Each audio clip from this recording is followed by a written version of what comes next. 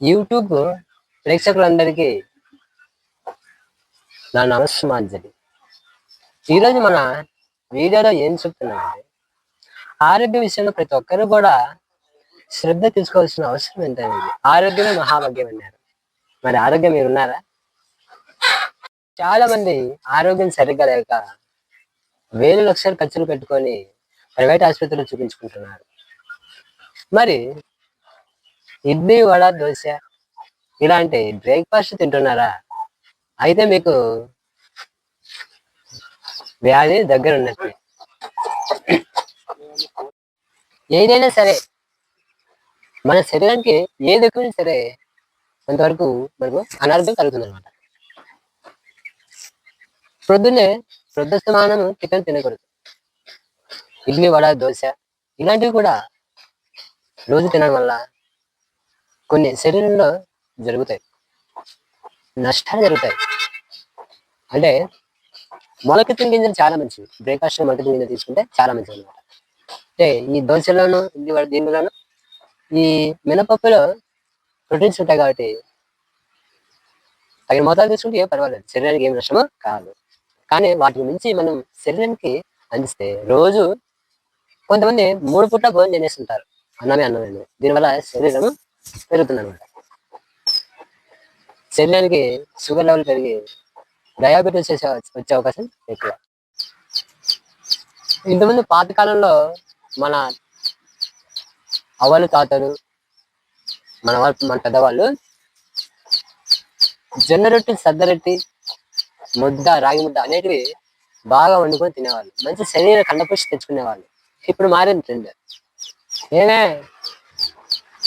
Tiffin అయిందా అంటాడు, ఏం చేసావంటాడు, దోశ, ఇడ్లీ, వడ, ఇంకా పోతే ఇది ఏది ఉప్మా, ఇట్లా రకరకాల టిఫిన్, ఉగ్గాని, ఇవి అనమాట. అంటే ఇంతకుముందు మన కాలంలో మన కాలంలో మన తాతల కాలంలో, మన నాన్నల కాలంలో జొన్న రొట్టె, సద్ద రొట్టె, ఇంకా అప్పుడు బియ్యం లేకపోయినాయి అనమాట.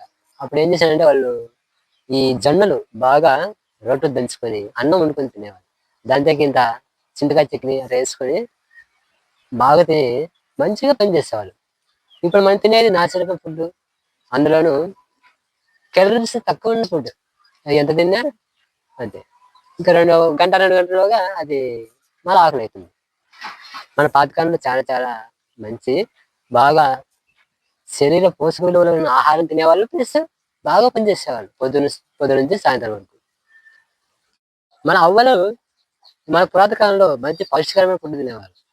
మరి ఇప్పుడు జనరేషన్లో ఎనీ టైం పొద్దున్న టిఫిన్ తినడం, మధ్యాహ్నం లంచ్ వచ్చేసి మాంసాహారం, ఇంకా రకరకాల అనమాట. మాంసం అంటే బిర్యానీ తినడం, ఇతర పప్పు అన్నం, కర్రీస్. నేను చెప్పేది ఏంటంటే ఆరోగ్య విషయంలో ప్రతి ఒక్కరు కూడా జాగ్రత్త తీసుకున్నప్పుడే ఈ ప్రమాదకరమైన డయాబెటీస్ నుంచి ప్రతి ఒక్కరు రక్షించుకోవాలి. బీపీ, షుగర్, గుండెపోటు ఇవన్నీ ఈ జనరేషన్ ఎక్కువ వస్తున్నాయి. డాక్టర్లు లాభపడుతున్నారంటే కారణం ఏంటి? ప్రతి మనిషికి కూడా అనారోగ్యం పాలవుతున్నారని అర్థం. మరి ఆరోగ్యం కాపాడుతుంది ఎలా అంటే శ్రమ చేయాలి, అదేవిధంగా మనం ఆహారం తినాలి. ఇలా మనం ఎంత ఆహారం తింటామో ఆ ఆహారం దగ్గర మనం కష్టపడాలి. కొంతమంది బాగా తింటారు, పని చేయరు. దీనివల్ల అనారోగ్య సమస్యలు కలుగుతాయి. ఆరోగ్యమే మహాభాగ్యం. అంటే ఎన్ని కోట్లున్నా ప్రయోజనం లేదు ఆరోగ్యం లేకుంటే. మనం ఆరోగ్యం ఉన్నామంటే కాదు, మన చెంత కోట్లు ఉన్నాయి. అంటే మనం ఆరోగ్యం ఉంటే ఎంత డబ్బులు సంపాదించుకోవచ్చు. అదే ఆరోగ్యం లేకపోతే ఎంత అనుకోవచ్చు. సో దయచేసి